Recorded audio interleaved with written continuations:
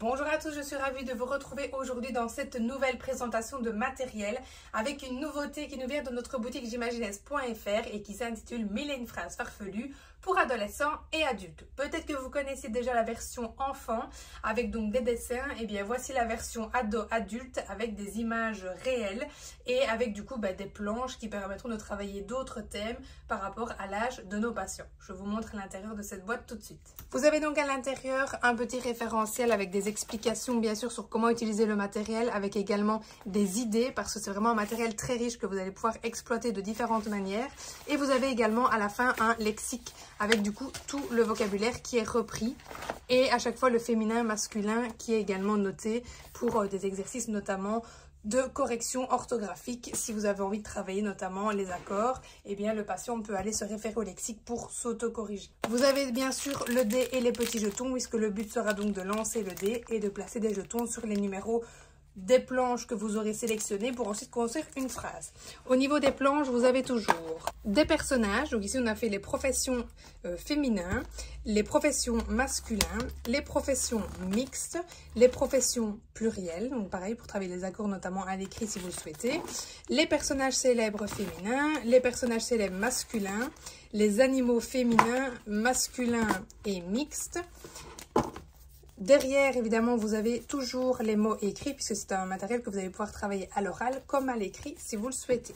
Ensuite, nous avons une planche d'action, donc une première avec les mots toujours à l'infinitif si vous souhaitez travailler les accords. Une deuxième planche d'action. Nous avons également les objets singuliers, pluriels, les parties du corps, les vêtements, les couleurs, les adjectifs, les déterminants avec ou sans aide visuelle si vous souhaitez de nouveau construire des phrases à l'écrit.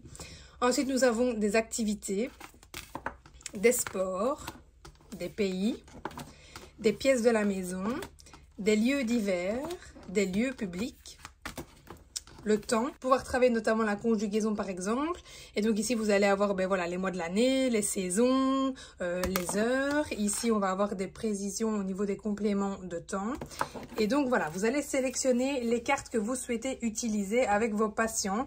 Donc par exemple je vais prendre les professions féminines et admettons la première planche d'action. Je vais donc lancer mon dé. Une fois ou bien plusieurs fois pour le fun. Je tombe sur le numéro 10. Je ne vais le lancer qu'une fois pour ne pas que ce soit trop long ici. On va mettre donc voilà, la femme de ménage marche. Et le patient peut par exemple écrire la phrase si vous le souhaitez.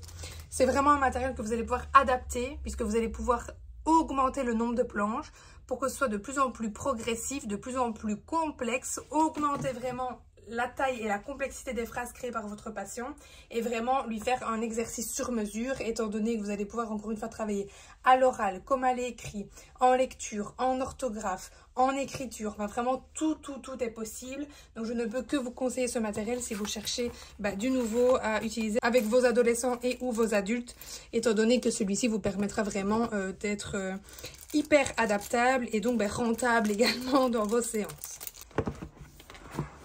Voici donc pour ce matériel qui j'espère vous aura plu et je vous dis à très vite pour une nouvelle présentation de jeu.